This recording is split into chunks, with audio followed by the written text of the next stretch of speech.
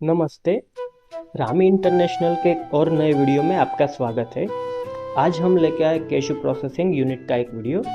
ये cashew processing plant हमने setup किया है रत्नागिरी महाराष्ट्र में, जहाँ पे हमने 500 केजी पर डे प्रोसेसिंग का काजू का एक प्रोजेक्ट लगाया है। तो काजू का प्रोजेक्ट किस तरह काम करता है आज हम जानेंगे ये वीडियो में, तो आप वीडियो में अंत तक ज़रूर बने रहें। काजू की प्रोसेस के लिए सबसे पहले बॉइलिंग सिस्टम आता है। जो बॉइलिंग सिस्टम के अंदर क्या होता है, एक बॉयलर और कुकर दिया जाता है। जो अभी आप देख पा रहे हो जिसके अंदर आग लगा है वो बॉयलर है, जो पानी को स्टीम पे कन्वर्ट करता है। हम पानी को बॉयलर के अंदर डालेंगे और हाई प्रेशर और हाई स्टीम पे उसको कन्वर्ट करेंगे। एक बार हाई प्रेशर और हाई स्टीम पे कन्वर्ट हो जाने के बाद हमने जीआई पाइप का कनेक्शन दिया है। जो हाई प्रेशर स्टीम है, हाई टेम्परेचर और हाई प्रेशर वाली स्टीम, उसको हम जीआई पाइप की मदद से कुकर के अंदर ट्रांसफ़र करते हैं। कुकर पे हमने जो रो कैशू है उसको स्टोर करके पहले से ही रखा है और कुकर में तकरीबन हम 25 से 30 मिनट तक उसको बॉईल करते हैं। बॉइलिंग कंप्लीट हो जाने के बाद जो एक्सेसिव स्टीम रहती है, जो स्टीम बच जाती है बॉयलर की, हम उसको एटमॉस्फेयर में छोड़ देते हैं। एटमॉस्फेयर में छोड़ने के लिए एक सिंपल सा बॉल वाल दिया गया है, वो आप ओपन करोगे तो स्टीम बॉयलर से एटमॉस्फेयर पे ट्रांसफ़र होना चालू हो जाएगा। और जो कुकर बच जाता है, कुकर के अंदर जो मटेरियल है वो मटेरियल को हम खोल के निकाल लेते हैं।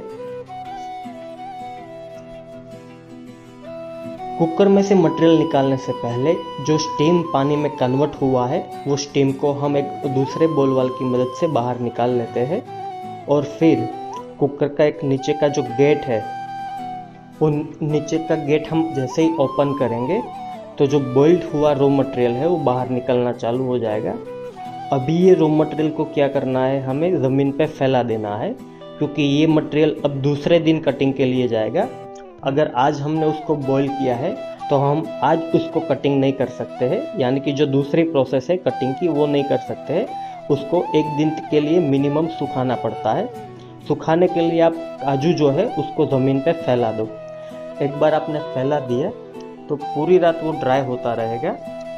ड्राई होने के बाद दूसरे दिन वो कटिंग मशीन के लिए रेडी हो जाएगा। बॉइलिंग कंप्लीट हो जाने के बाद दूसरे दिन अगर जब काजू सूख जाता है, एकदम ड्राई हो जाता है, तो वो नेक्स्ट प्रोसेस पे जाता है। जो नेक्स्ट प्रोसेस है कटिंग का। कटिंग प्रोसेस के अंदर ऑटोमेटिक कटिंग मशीन आता है। जो ऑटोमेटिक कटिंग मशीन पे आपको जो हॉपर है, मशीन का हॉपर है, उसमें काजू को भर देना है। काजू को एक बार हॉपर में डालने के बाद मशीन का काम क्या है कि जो काजू है वो अपने आप वहाँ से उठाएगा, उसको डाई एंड बाउल सेक्शन पे ले जाएगा, जहाँ से उसका ऊपर का छिलका है, अपर शेल है, वो रिमूव किया जाता है।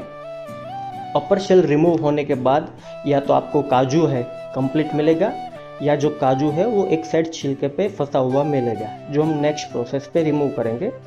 तो यहाँ पे अलग अलग कैपेसिटी के मॉडल आते हैं। हमारे पास 2 blade, 4 blade, 6 blade, 8 blade, 10 blade तक के कटिंग मशीन है। 2 ब्लेड कटिंग मशीन का मतलब होता है वो एक साथ 2 काजू को उठाता है और कटिंग करता है। वैसे ही 10 ब्लेड कटिंग मशीन का मतलब होता है वो एक साथ 10 काजू को उठाता है, 10 काजू एक साथ कटिंग हो जाता है। तो आपके प्रोजेक्ट के हिसाब से हम वो कटिंग मशीन लगा देते हैं आपको। अभी जो आपको वीडियो पे दिख रहा है वो एक 2 ब्लेड कटिंग मशीन है, मतलब एक साथ 2 काजू को उठाता है, उसका छिलका निकालता है और आपको बाहर दे देता है। ये जो काजू होता है अभी कटिंग हुआ है, उसके बाद वो एक स्कूपिंग प्रोसेस पे जाता है। जब ये काजू कंप्लीट हो जाता है तब हम उसको आगे स्कूपिंग प्रोसेस पे बेचते हैं। लेकिन दोस्तों ध्यान रहे, कटिंग सेक्शन जब चालू होता है, कटिंग होता है, उसी दिन आपको स्कूपिंग प्रोसेस करवाना है।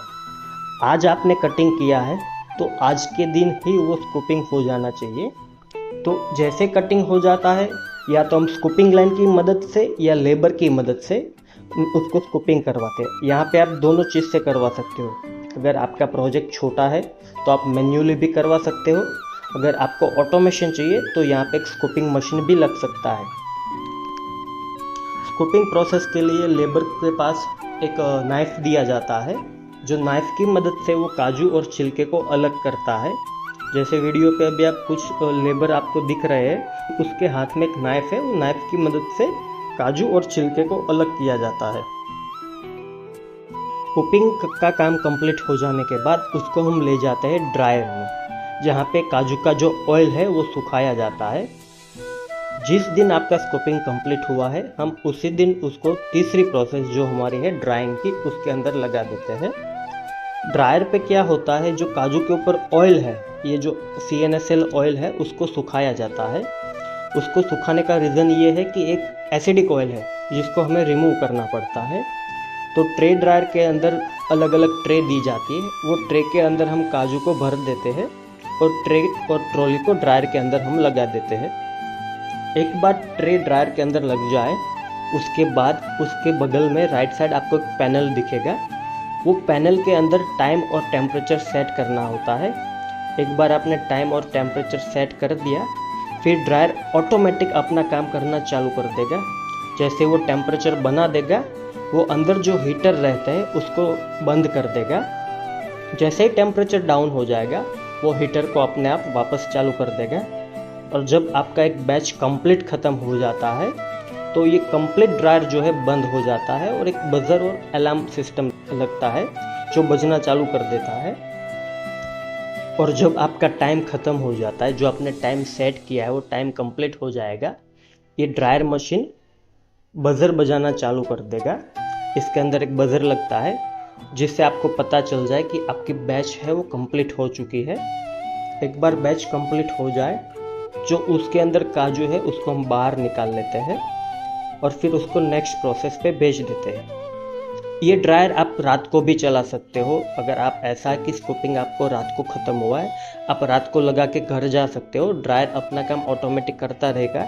जब आप दूसरे दिन सुबह आपकी फैक्ट्री पे आओगे, ड्रायर ने अपना काम कर दिया होगा, तो आप उसको दिन में भी सुखा सकते हो और रात में भी चला सकते हो। ड्रायर कंप्लीट ऑटोमेशन पे चलता है, जिसमें कोई लेबर का रिक्वायरमेंट नहीं है। एक बार आपने टाइम टेम्परेचर सेट कर दिया, उसके बाद ड्रायर मशीन कम्प्लीटली अपना काम करना चालू कर देगा। तो दोनों टाइम आप ड्रायर मशीन को चला सकते हो, चाहे आप दिन में भी चला सकते हो और रात को भी चला सकते हो। ड्राइंग प्रोसेस कंप्लीट हो जाने के बाद हम नेक्स्ट प्रोसेस में आगे बढ़ेंगे। नेक्स्ट प्रोसेस है ह्यूमिडिफिकेशन का। ह्यूमिडिफिकेशन प्रोसेस इसलिए किया जाता है कि जो हमने ड्रायर पे काजू रखे थे वो एकदम कम्प्लीटली ड्राई हो चुके हैं, जिसे हमें मॉइस्चर वापस चाहिए। तो मॉइस्चर वापस लाने के लिए एक प्रोसेस किया जाता है ह्यूमिडिफिकेशन। उसके लिए आपको एक रूम चाहिए जो एकदम क्लोज रूम हो, जिसमें ना कोई लीकेज हो, ना कहीं से अंदर हवा आ सके, ना अंदर की जो मॉइस्चर है बाहर जा सके। रूम आप प्लाईवुड का, एल्यूमिनियम सेक्शन का, ब्रिक्स का, SS की शीट या GI की शीट का बना सकते हो। उसके साथ एक ह्यूमिडिफायर मशीन आता है। ह्यूमिडिफायर मशीन के अंदर आपको RO वाटर है या साफ वाटर, मिनरल वाटर है, वो ऐड करना होता है। ह्यूमिडिफायर मशीन पानी को फॉग में कन्वर्ट कर देता है और ये फॉग हम जो रूम होता है उसके अंदर डालते हैं एक फ़ैन की मदद से, जो फ़ैन लगा रहता है ह्यूमिडिफायर मशीन के अंदर। तो ये जो प्लाईवुड का रूम अभी दिख रहा है, वो प्लाईवुड के रूम के अंदर हमने एक ट्रॉली लगाया है और ट्रॉली पे हमने काजू डाले हुए हैं। और ह्यूमिडिफायर मशीन जो है वो पानी को सीधा फॉग में कन्वर्ट करके रूम के अंदर भेज रहा है। तो एक बार हमारा मॉइस्चर वापस आ जाए, जो हमें मॉइस्चर चाहिए, वो एक मॉइस्चर मीटर की मदद से आप चेक कर सकते हो आपका मॉइस्चर सही है या नहीं। मॉइस्चर एक बार आपका कंप्लीट आ चुका है तो वो नेक्स्ट प्रोसेस के लिए रेडी है। अगर मॉइस्चर आपका कंप्लीट अभी नहीं आया है तो आपको उसके लिए इंतज़ार करना पड़ेगा। या तो आप जो ट्रे है उसको रीशफलिंग कर सकते हैं, यानी कि ऊपर की ट्रे में अगर मॉइस्चर आ चुका है तो आप उसको निकाल सकते हैं। नीचे की जो ट्रे है उसको रीशफल करके आप ऊपर लगा सकते हो। तो ये आपके रूम के हिसाब से और आपके काजू की क्वांटिटी के हिसाब से आप उसको सेट कर सकते हो। एक बार मॉइस्चर का सिस्टम कंप्लीट हो जाए, एक बार ह्यूमिडिफिकेशन प्रोसेस कंप्लीट हो जाए, उसके बाद हम काजू को ले जाएंगे आगे पिलिंग प्रोसेस पे।